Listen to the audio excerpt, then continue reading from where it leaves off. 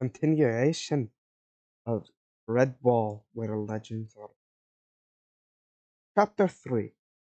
Beneath the great hall of Redwall, candles burned bright in their sconces. This was the cavern hole of the mice. What a night it was going to be! Between them, Matthias and Brother Owl had caught and landed a fully grown grayling. They had fought and played the big fish for nearly 2 hours, finally wading into the shallows and dragging it to the bank. It was nearly 2 pounds in weight, a tribute to Brother Alf's angling skills combined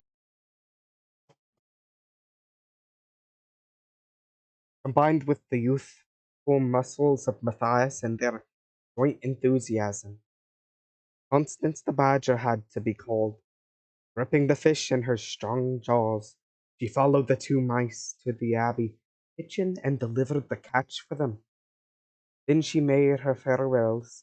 They would see her at the Jubilee feast that evening, along with many other Mossflower residents who had been invited to share the festivities. Brother Alf and Matthias stood proudly beside their couch amid the culinary hustle and bustle until they were noticed by Friar Hugo. Busy as he was, the enormously fat Hugo, who would have no other title but that of Friar, stopped what he was doing, wiping the perspiration from his brow with the dandelion that he held with his tail. He waddled about inspecting the fish. Hmm, nice shiny scales, rat eyes, beautifully fresh.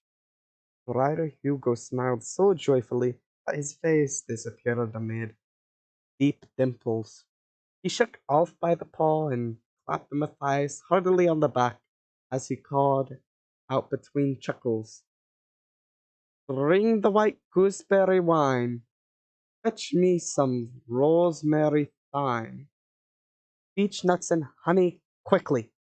Now, my friends, now," he squeaked, waving the dandelion wildly with his tail. "I, Hugo, will create a grayling a la REDWALL, such as will melt in the mouth of mice. Fresh cream! I need lots of fresh cream. Bring some mint leaves too." They had left Friar Hugo ranting on, delirious in his joy, as they both went off to bathe and clean up, combing whiskers, curling tails, shining noses, and she and the 101 other grooming tasks that the Redwall mice always performed in preparation for an epic feast. The rafters of Cavern Hole rang to the excited buzz and laughter of the assembled creatures: hedgehogs, moles, squirrels, woodland creatures, and mice of all kinds: field mice, hedge mice, dormice, even a family of poor little church mice. Kindly helpers scurried about, making everybody welcome. "Hello there, Mrs. Churchmouse. Sit the children down. I'll get them some raspberry cordial. Why, Mr. Bankful, so nice to see you. How's the back? Better now? Good. Here, try a drop of this peach and elderberry brandy." Matthias's young head was in a whirl. He could not remember being so happy in all his life. Winifred the author nudged him. "I say, Matthias, where's this giant grayling that you and old Alpha? By the claw, I wish I could land a beauty like that. Nearly a 2 pounder, wasn't it?" Matthias swelled with pride. Such praise, and from the champion fisher herself. An order. Tim and Tess, the twin church mouse babes, felt Matthias's strong arm muscles and giggled aloud in admiration. He helped to serve them 2 portions of apple and mint ice cream. Such nice little twins. Was it only 3 months ago that he had helped Sister Stephanie to get them over tail rickets. How they had grown! Abbot Mortimer sat in his carved willow chair, beaming thanks as one by one the new arrivals laid their simple homemade gifts at his feet. An acorn come from a squirrel, fishbone combs from the otters, mossy bark sandals made by the moles, and many more fine presents too numerous to mention. The abbot shook his head in amazement. Even more guests were arriving. He beckoned Friar Hugo to his side. A whispered conference was held. Matthias could only hear snatches of the conversation. Don't worry, Friar Father Abbot. There will be enough for all. How are the cellar stocks, Hugo? Enough to flood the Abbot pond, Father. And nuts, we must not run short of nuts. You name them, we've got them. Even candied chestnuts and acorn crunch. We could feed the district for a year. Dairy produce? All that. I've got a cheddar cheese that 4 badges just couldn't roll. Plus 10 other varieties. Good, good. Thank you, Hugo. Oh, we must thank Alf and young Matthias for that magnificent fish. What a fine anglers they are. There's enough to keep the entire abbey going for a week. Excellent, mice. Well done. Matthias blushed to his tail's end. The otters! The otters! A loud, jolly cry went up as 3 otters in clown costumes came bounding in. Such acrobats! They tumbled, balanced, and gyrated, cavorting comically across the laden tabletops without upsetting as much as a single sultana. They ended up hanging from the rafters by a strand of ivy. To wild applause. Ambrose Spike the Hedgehog did his party piece. He amazed everyone with his feats of Ledger the Man. Eggs were taken from a squirrel's ear. A young mouse's tail stood up and danced like a snake. The incredible vanishing shell trick was performed in front of a group of little harvest mice who kept squeaking, "He's got it in his prickles!" But had he? Ambrose made a few mysterious passes and produced a strail straight out of the mouth of an awestruck infant mouse. Was it magic? Of course it was. All activity ceased as the great Joseph bell tolled out 8 o'clock from the abbey belfry. Silently, all the creatures filed to their allotted places. They stood reverently behind the seats, with heads lowered. Abbot Mortimer arose and solemnly spread his wide, encompassing the festive board. He said the grace.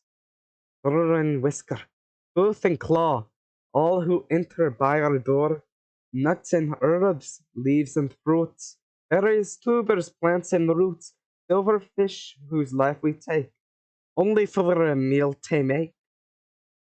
This was followed by a loud and grateful Amen. There was a mass clattering of chairs and scraping of forms as everyone was seated.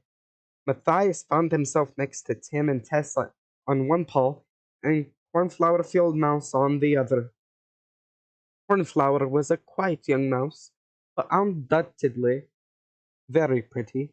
She had the longest eyelashes Matthias had ever seen, the brightest eyes, the softest fur, the whitest teeth. Matthias fumbled with a piece of celery and self-consciously turned to see if the twins were coping adequately. You never could tell with these baby church mice. Brother Alf remarked that Friar Hugo had excelled himself, as of course after course was brought to the table. Tender fresh water shrimp, garnished with cream and rose leaves, devil filled barley pearls and acorn brie, apple and carrot chews, marinated cabbage stalks steeped in cream, and white turnip with nutmeg. A chorus of oohs and ahs greeted the arrival of six mice pushing a big trolley. It was the grayling. Wreaths of aromatic steam drifted around Cavern Hole. The fish had been baked to perfection. Friar Hugo entered with a slot's dagger added to his ungainly waddle. He swept off his chef's cap with his tail and announced in a somewhat pompous way, "My Lord Abbot, honored guests from Mossflower area, and members of the Abbey, ahem, I wish to represent my piece de resistance." Oh, get on with it, Hugo. After some icy staring, about to detect the culprit, several smothered stiggers from around the room. The little fat friar puffed himself up once more and declaimed firmly, "Grayling a low red wall." Polite but eager applause rippled around as Hugo sliced the fish and placed the first steaming portion to a platter. With suitable dignity, he presented it to the abbot, who thanked him graciously. All eyes were on the abbot. He took a dainty transferred. He took a dainty fork loaded precariously with steaming fish. Carefully, he transferred it from plate to mouth. Chewing delicately, he turned his eyes upward, then closed them. Whiskers the twitch, jaws working steadily, munching away. His tail curled up, holding a napkin which neatly wrapped his mouth. The abbot's eyes reopened. He beamed like the sun on a midsummer morn. "Quite wonderful! Perfectly exquisite! Friar Hugo, you are truly my champion chef. Please serve our guests with your masterwork." Any further speech was drowned by hearty cheers. Thank you for listening to this chapter. Please subscribe and until next time. Very well.